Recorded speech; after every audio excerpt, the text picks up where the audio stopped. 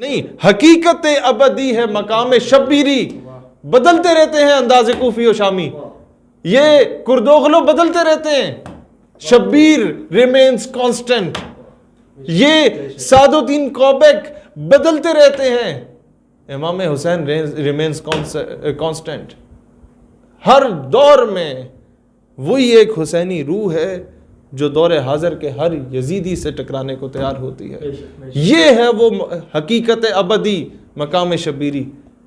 لیکن انداز کوفی و شامی وہ بدلتے رہتے ہیں۔ آج آپ کے کشمیر میں کیا ہے، بڑے بڑے لوگ خطاب کر رہے ہوتے ہیں کشمیر میں میدان کربلا برپا ہے، میں کہا اچھا جی کشمیری کی ہیں، کہتے ہیں جی کشمیری حسینی ہے، میں کہا اچھا، اور انڈین آرمی جی وہ یزیدی ہے، میں کہا 10 وقت کوفے والا کون ہے؟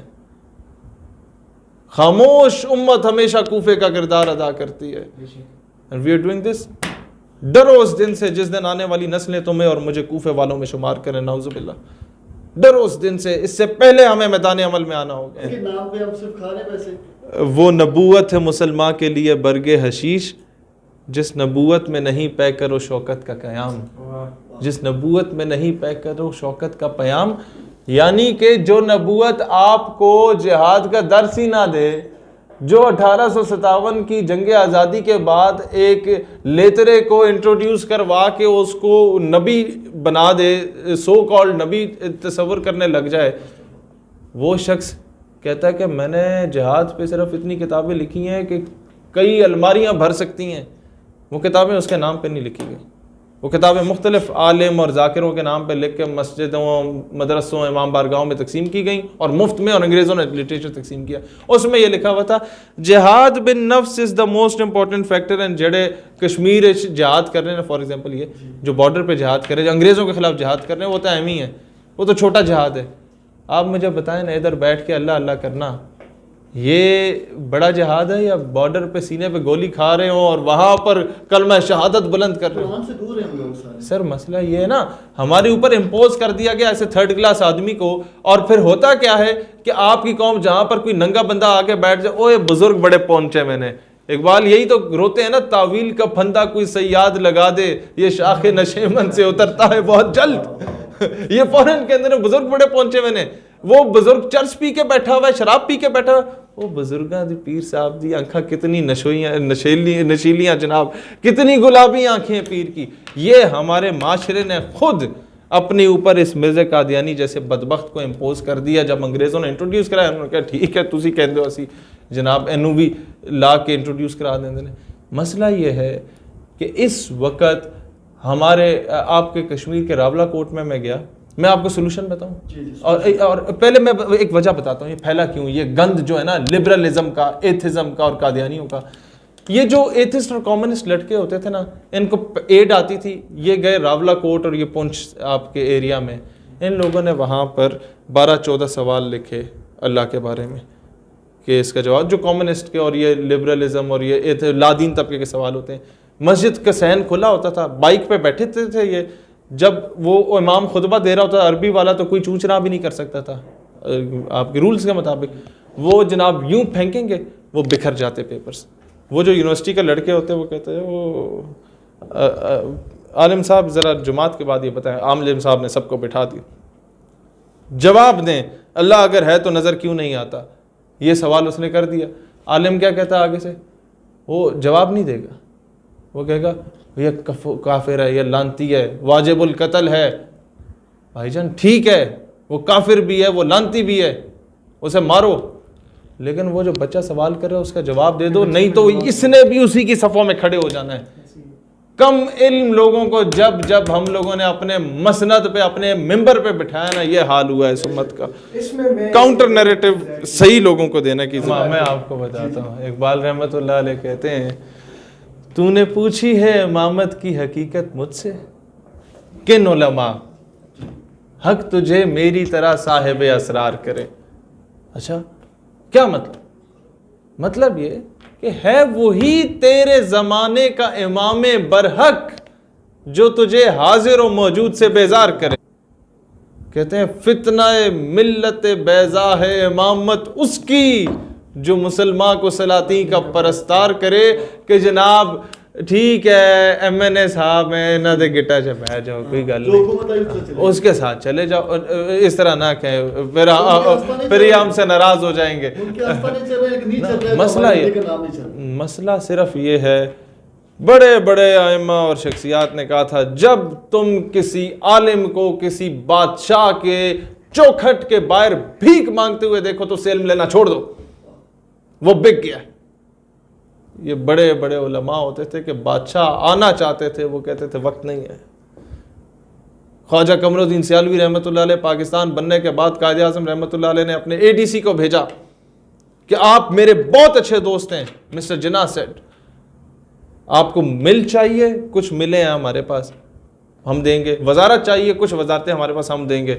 قائد اعظم کو جواب دیا خواجہ قمر الدین سیالوی رحمۃ اللہ علیہ نے کہ میں آپ کا دوست ہوں، آپ کو حضور اکرم علیہ الصلوۃ والسلام نے چنا تھا for the sake of Pakistan, میں نے اس لالچ کے لیے نہیں کیا، لیکن ADC تھا اس نے کہا نہیں جی تسی دسو قائد اعظم پوچھ رہے ہیں کیڑی وزارت چاہیے، کہتے ہیں اے ہما پیش فقیر۔ ہما ایک ایسے پرندے کو کہا جاتا ہے روایات میں کہ وہ کسی کے سر پہ بیٹھ جاتا ہے وہ بادشاہ بن جاتا ہے، اکثر سٹوریز اس پہ بنی ہوئی ہیں۔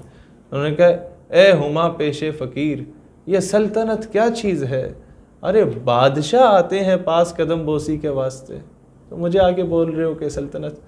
ایسے لوگ تھے، شاہ احمد نورانی ہوا کرتے تھے، خواجہ قمر الدین سیالوی ہوا کرتے تھے، اور وہ ایسا بندہ جس پہ شعر پورا اترتا ہے کہ ہم وہ نہیں جو جبہ و دستار بیچ دیں یا مصلحت کے نام پہ کردار بیچ دیں۔ مولانا عبدالستار خان نیازی رحمۃ اللہ علیہ جب ضیاء الحق کا ADC آتا ہے اور کہتا ہے نیازی صاحب بس بہت ہو گیا، یہ تحریک شریک ختم کریں اپنی، وہ ہنس پڑے، انہوں نے کہا بیٹا خیر، جواب نہیں دیا۔ اگر نیازی صاحب don't you know we are in uniform, we are running the state and you are under the state.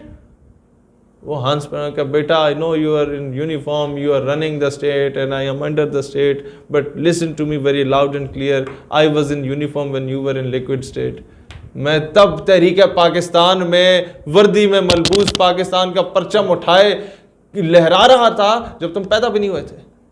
وہی نیازی صاحب کو جب، اب میں آپ کو بتا رہا ہوں کون سے علماء، ان کو جب کمرہ عدالت میں لے کے جایا جاتا تو جج ذرا جوان تھے، ثاقب نثار کی طرح بڈھا نہیں تھا۔ اس نے کہا نیازی میں نے تمہارے یہ ریکارڈز اٹھائے ہیں، تمہاری ساری زندگی تحریکوں میں گزری ہے، کبھی تحریک ختم نبوت، تحریک نظام مصطفیٰ اور پتہ نہیں کیا کیا، حرام بھی کر لیا کرو۔ اس نے ٹونٹ کیا۔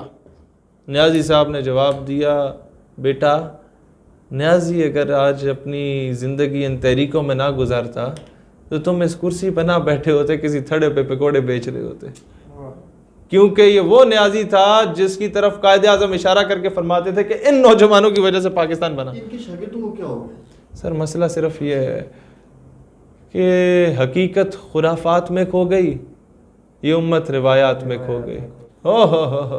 پھر اقبال رحمۃ اللہ علیہ بڑے خوبصورت انداز میں کہتے ہیں کہ پتہ ہے مینوں آ کے جبرائیل کی کہندا ہے، صبح ازل یہ مجھ سے کہا جبرائیل نے، اقبال کی کہہ گیا جبرائیل تیرے، صبح ازل یہ مجھ سے کہا جبرائیل نے، جو عقل کا غلام ہو وہ دل نہ کر قبول۔